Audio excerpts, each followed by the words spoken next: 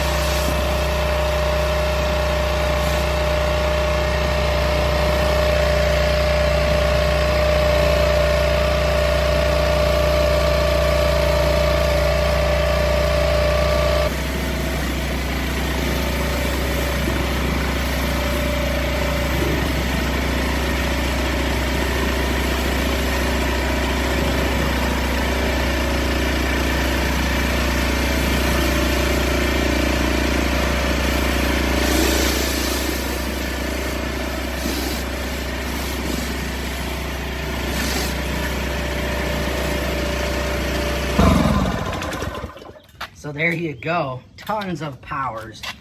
The Westinghouse 3400, 2.6 gallons per minute.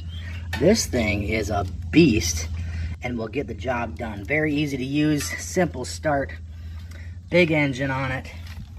Has nice rubber wheels, so you can move this wherever you want.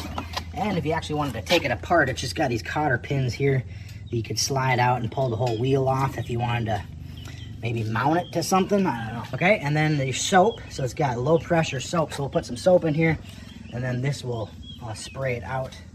But yeah, definitely when you hook it to a surface cleaner, you can do a lot of area in a short amount of time. So that's awesome as well. But this is the Westinghouse WPX3400. This is an awesome pressure washer, highly recommend. Definitely pick up one of these.